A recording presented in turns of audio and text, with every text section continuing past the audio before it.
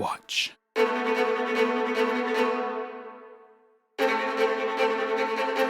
Watch. Watch. Thank you very much. Thank you. Beer. I'm very popular at parties. Kevin, we've run out of alcohol. I've got it. It's okay. There we go. I want to do a classic in magic. I'm sure you've seen many magicians do before, where they take a long piece of rope, they cut it in half, and they magically restore it. So has anyone got any rope with them this evening? What about you, sir? You look like the kind of guy who carries rope around with you. I'm not saying you're kinky. I'm saying you look like a serial killer. We haven't got any rope this evening. Anyone got any gaffer tape on them? Let's get this thing back together. All we do is count to 3. 1, 2. What's your name? Liam. Nice to meet you, Liam. You can hold on to that for a second, Liam. I've got 2 tests here to see if women's intuition is a thing. I don't know if you believe in it, Liam. Are you married? Soon. Be a believer. All right, Liam, what I want you to I know the lights are bright. I want you to choose a woman in the audience here tonight to help us out. They can stay in their seat, but just any woman you like. Thanks for being so specific, Liam. All right, what's your name? Julie. All right, Julie. Here's your first test of women's intuition, Julie. I want you to, after 3, on a count to 3, I want you to shout out any number between 1 and 5. Are you ready? All right, 1, 2, 3. Uncanny. Take this pen, I want you to sign your name right across the 20 in nice big letters.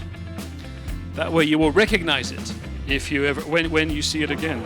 Now, we're going to take your 20, all right? What do you do for a living? I'm call centers. Are you really a firefighter? Take out what's inside, unfold it, show everyone. You're going to get, as I said, a massive round of applause for them.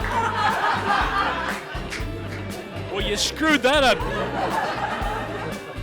If you look underneath here, you'll see wedged into the bottom is actually a $20 note. You take that, Liam, unfold it.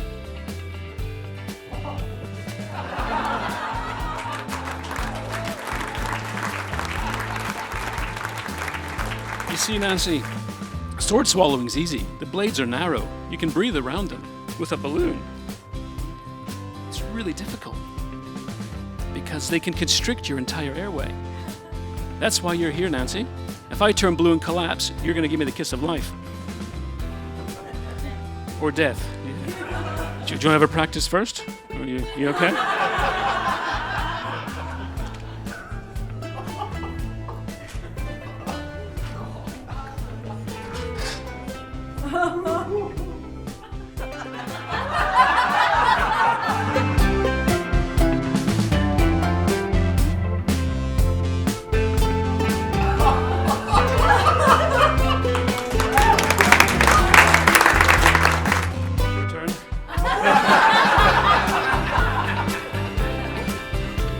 Start off small for you because you're just starting out.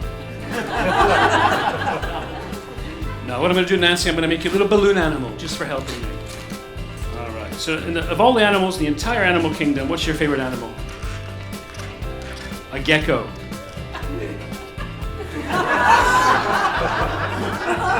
All right. I'm going to make you a gecko. Not just any gecko. This is a gecko that does impressions. Tonight, Nancy, he's going to be doing an impression of a dog. If you got a little something in your teeth after your dinner, bugs me.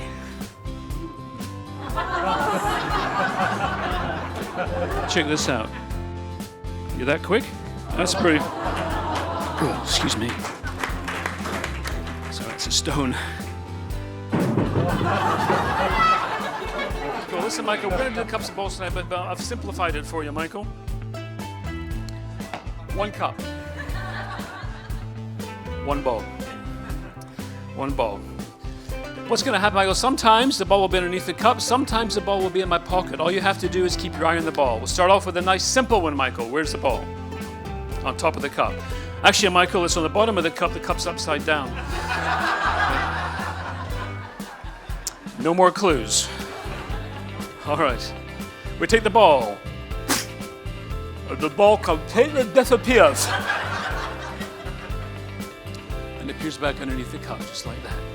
If you take it there, we throw it up here, then it's back underneath the cup. Sometimes it's there, we go, here it is there, it's back underneath the cup. If we take it here, we throw it up here, it's gone, it's back underneath the cup. We put it here, we put it in the pocket.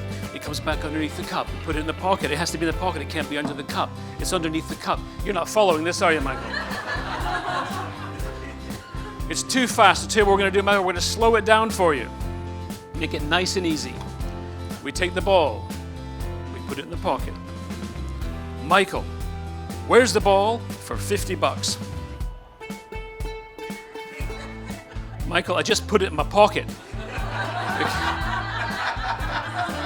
I can't get any easier.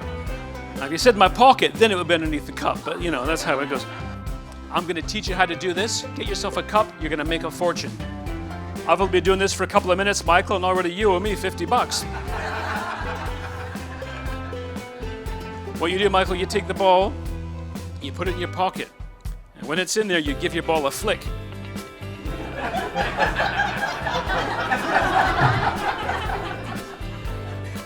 And what you do is you shoot the ball up your sleeve, it goes across your chest, down your other sleeve, and what you do is you catch it underneath there like that.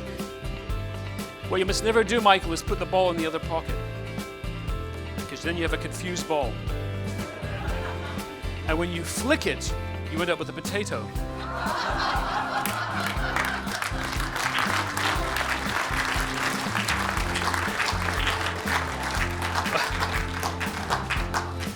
If you like that, you're going to love the lemon. Now, Matthew, when I was about your age, I entered a competition for magicians, and I actually won first place. Do you want to see I got a medal and everything. Do you want to see it? Yeah. Look at that.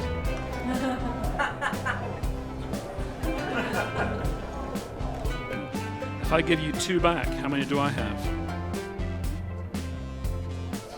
11. Which is exactly what I need. Here we go. 1, 2, 3, 4, 5, 6, 7, 8, 9, 10, 11, 12, 13. Oh, you think you can do better? Count the cards onto my hand. 1, 2, 3, 4, 5, 6, 7, 8, 9, 10, 11.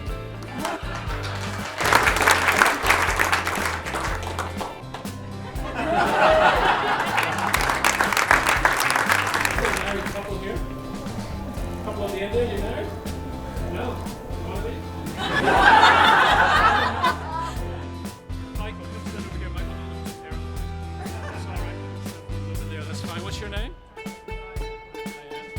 Diane. Diane, and Michael, you're together? You've been... Yeah? How long you been together? I'll ask you. He won't have a clue. It's your anniversary. 5 years. Wow. And you look ecstatic about it, might I say. 5 years, that's fantastic. That's great. 5 years.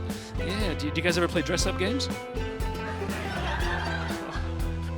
You should. My wife and I play dress-up games all the time. Just last week, my wife wanted me to dress up like one of the village people for her. Somebody's dressed up like the big burly construction worker, so this could be good. So I got the hard hat on, I got the tool belt on. I'm going, how's this baby? And she was getting all excited. She goes, oh, that's perfect. Now you can do those jobs around the house that need to be done. So, 1, 2, 3, 4, 9, 10 cards. We got 10 cards. We got 10 cards. You pass the cards to Michael. I know. I was just checking if you did. All right, take the cards now. What do I do? I want to put the cards somewhere about your person that I cannot get to them. On you, somewhere where I cannot get to them.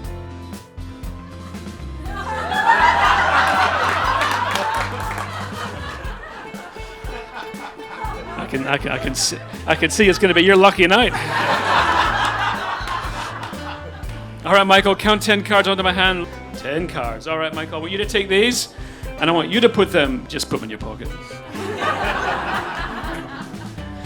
What I'm going to do, I'm going to cause some cards to travel invisibly from you over to you. All right, Diane, what I want you to do is give me any number you like between 2 and 4. 3, fantastic choice. I have a very special device to cause these cards to travel.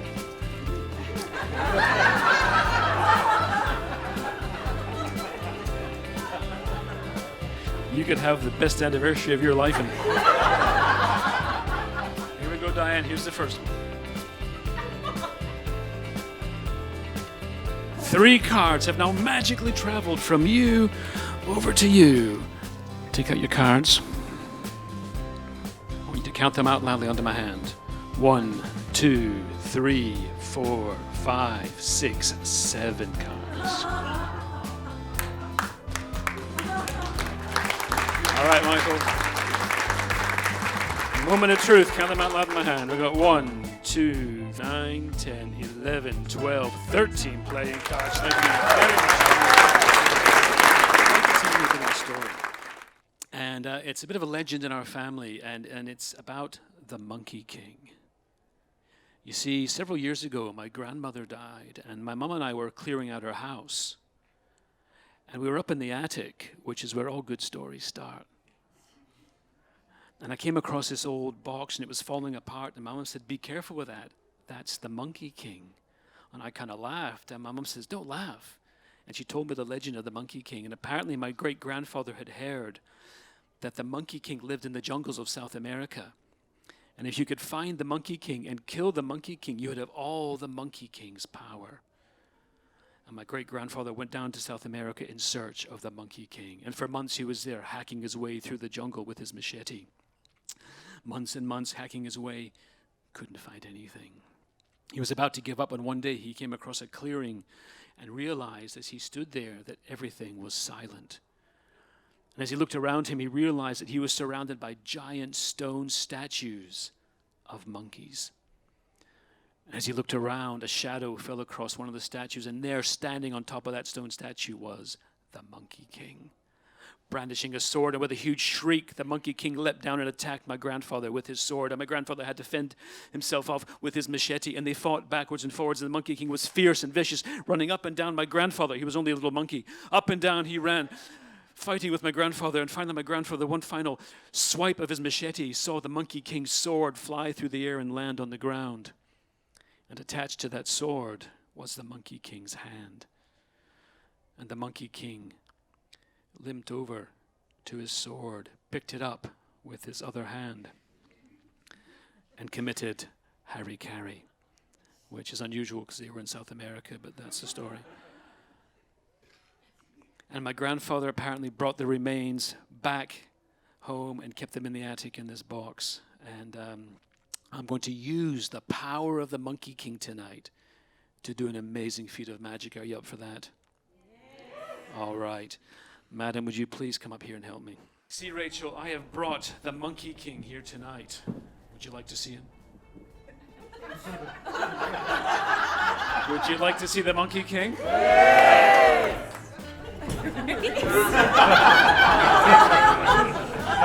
Well, the box crumbled away years ago. I had to put him in something, so here we go.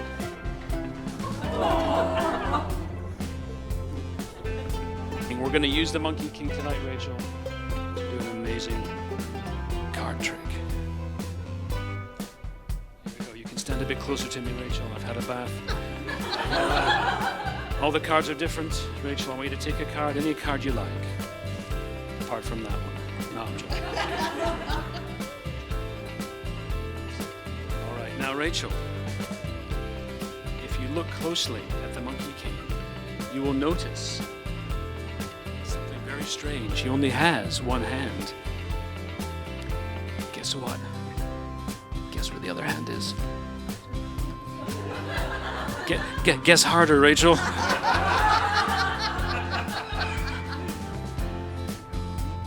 All right, Rachel, bring it out. Power of the monkey. It's all right, Rachel. I've just realized we have to call on the spirit of the Monkey King. Here we go. Oh, spirit of the great Monkey King, find Rachel's bloody card. All right, here we go. Last time. Here we go.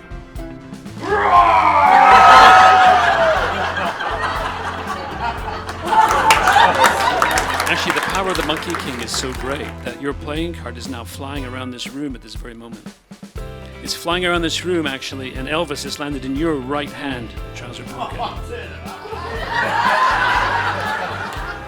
But it didn't stop there, Elvis. It kept going.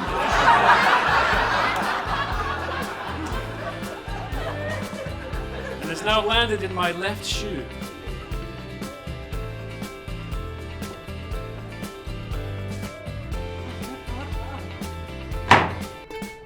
What was the name of your card, Rachel? The Forest Things. Would be that one there with your signature on it? It would be. Thank you very much. The power of the Monkey King.